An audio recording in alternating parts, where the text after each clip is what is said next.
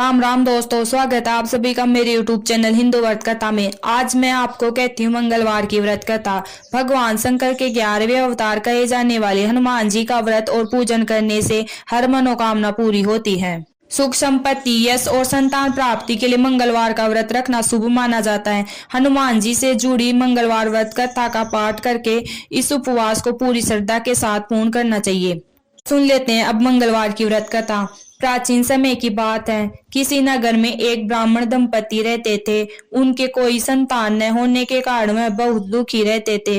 हर मंगलवार ब्राह्मण वन में हनुमान जी की पूजा करने के लिए जाता था। वह पूजा करके बजरंगबली से एक पुत्र की कामना करता था। उसकी पत्नी भी पुत्र की प्राप्ति के लिए मंगलवार का व्रत रखती थी। वह मंगलवार के दिन व्रत के अंत में हनुमान जी को भोग लगाकर ही भोजन करती थी। एक बार व्रत के दिन ब्राह्मणी भोजन नहीं बना सकी और न ही हनुमान जी को भोग लगा सकी। तब उसने प्रण किया कि वह अगले मंगलवार को हनुमान जी को भोग लगाकर ही भोजन करेंगी। वह भूखी प्यासी 6 दिन तक पड़ी रही। मंगलवार के दिन वह बेहोश हो गई। हनुमान जी उसकी श्रद्धा और भक्ति देखकर प्रसन्न हुए। उन्होंने आशीर्वाद स्वरूप ब्राह्मणी को एक पुत्र दिया और कहा कि यह तुम्हारी बहुत सेवा करेगा।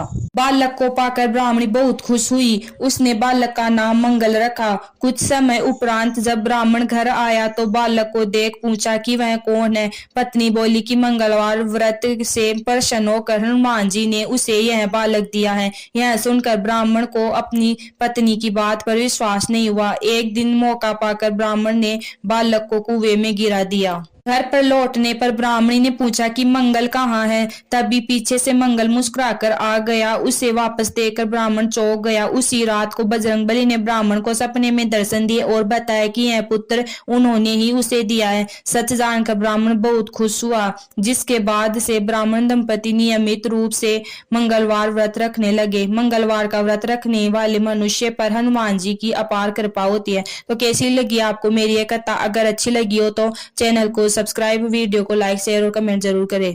Thank you.